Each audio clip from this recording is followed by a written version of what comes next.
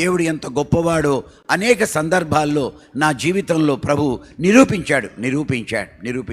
ఒక్క మాట చెప్తా. ఒక వ్యక్తి నాకు 1984లో 1,60,000 రూపాయలు మోసం చేశాడు. 1,60,000 రూపాయలు 1984లో నేను బ్రాంచ్ మేనేజర్గా చీరాల్లో ఉంటుండగా మరి అలాంటి మోసం చేశాడు. అనగా శనివారం వచ్చి మరి బ్యాంక్ టైం అయిపోయింది అని చెప్పి కొన్ని బెయిల్స్ తీసుకొని వెళ్ళిపోయాడు. ఆ తర్వాత ఆయన ఐపీ పెట్టేశాడు. మేము ప్రార్థన చేయటం మొదలుపెట్టాం. ఎవరికి చెప్పుకోవాలా. VBS జరుగుతుంది, దానికి అటెండ్ అయ్యేవాళ్ళం, వచ్చేవాళ్ళం. మూడో కంటోడికి తెలియవాళ్ళు. బంధువులు వచ్చారు, వారికి కనబడనిచ్చేవాళ్ళం కాదు. ఉదయకాలమున ప్రార్థన చేస్తూ తెల్లవారు 2 అయిపోయేది. మూలుగొచ్చేది. ప్రార్థన చేయలేక అలసటొచ్చి వీక్ అయిపోయి అలా మూలిగినప్పుడు ఆ మూలిగే దేవుడు వినేవాడు.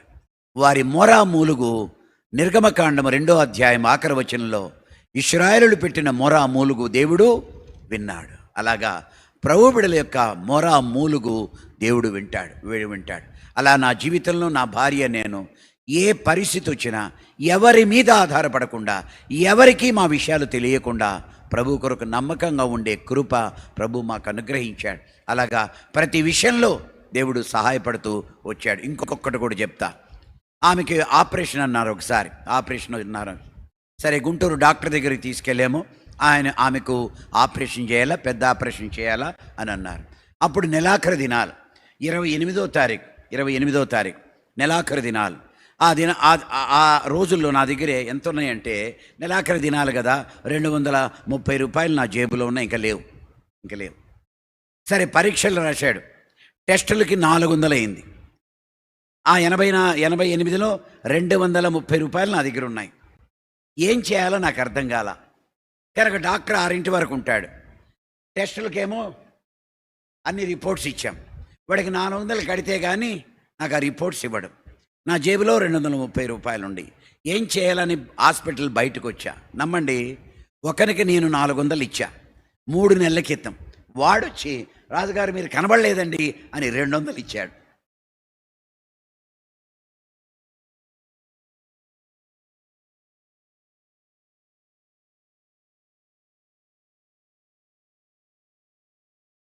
ఆయన ఎంతైనా నమ్మదగిన దేవుడు. అంతేనా? రాత్రి ఆయన ఏమనుకున్నాను, నాకు 28వ తారీఖు కదా, మరి ఆపరేషన్ ఏదన్నా అన్నాడంటూ టైం తీసుకుందాం అని అనుకున్నాం. సరే, డాక్టర్ దగ్గరికి వెళ్ళిన తర్వాత డాక్టర్ ఏమన్నాడు, రేపు 8ంటికే ఆపరేషన్ అన్నాడు. రేపు 8ంటికే ఆపరేషను. 6,000 రూపాయలు ఫీజు. మా దగ్గర ఏం లేవు. సరే, టెస్టులకైతే దేవుడు ఆశ్చర్యకార్యం చేశాడు. సరే, ఉదయకాలం అయిపోయింది. 8ంటికి హాస్పిటల్కి రావాలి. మా దగ్గర డబ్బులు లేవు. పిల్లలందరికీ స్నానాలు చేయించి టిఫిన్ పెట్టేసింది. స్కూల్కి సిద్ధం చేసేసింది వాళ్ళమ్మ. తను స్నానం చేసేసింది. ఆపరేషన్కి వెళ్ళిపోవాలా అన్న ఉద్దేశంతో. ఈమె ధైర్యం ఏంటో నాకు అర్థం కాల. బహుధైర్యంగా ఉంది. నమ్మండి, నాకు 4 స్నేహితులు ఉన్నారు. జీప్లో, కారులో 3 స్నేహితులు మా ఇంటికి వచ్చారు. ఏంటండి వచ్చారన్నాడు. అక్కడ 3 స్నేహితుల్లో ఒక వ్యక్తి కార్డ్ అని, కాకాణిలో కార్డ్ అని అంటే అది వాలంటరీ ఆర్గనైజేషన్. మావిడ మరి తీరుబాటుగా ఉండి ఒక 3 నెలలు వెళ్ళి అకౌంట్స్ రాసి వచ్చింది. జీతం రాలా, అకౌంట్స్ రాసి వచ్చేసింది.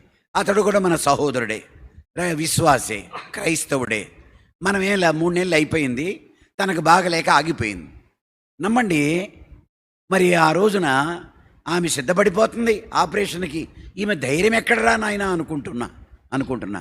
వాళ్ళు వచ్చి ఏంటి సంగతి అని అంటే, ఏమి లేదు, ప్రార్థన చేయించుకొని వెళ్దామని వచ్చామన్నారు. నేను వాక్యం చెప్పి మరి ప్రార్థన చేశా. వెళ్ళిపోతున్నా. వాళ్ళు వెళ్ళిపోయారు. వెళ్ళొచ్చిన తర్వాత నేను చూస్తే బైబిల్ లావుగా ఉంది. ఏ క్యా హై అని చూస్తే ఆమెకి ఎంత జీతం ఇవ్వాలో ఆ జీతము 3 నెలలు అకౌంట్స్ రాసి వచ్చింది కదా, ఆ జీతం బైబిల్లో పెట్టి వెళ్ళిపోయారు. దేవుడు నమ్మదగినోడు కాదా? ఎంత గొప్ప దేవుడు!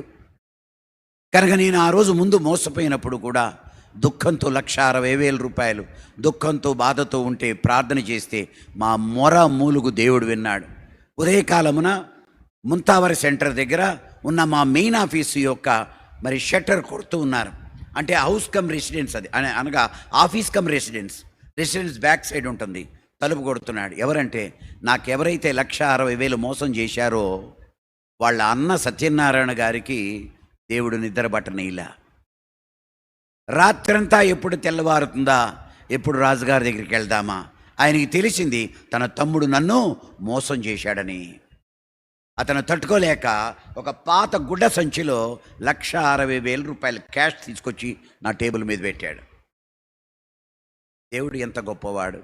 నా జీవితంలో బ్రతికుండి చెప్తున్నా, దేవుని మందిరంలో చెప్తున్నా, నా ప్రియ సహోదరులు సహోదరుల దగ్గర చెప్తున్నా, ఎంతైనాను నమ్మదగిన వింతైనా నీవి స్వాస్యత వాత్సల్యత వెలసెను మాపై క్రొత్తగా ప్రతి దినము యేసు ప్రభు నీదు విశ్వాస్యత.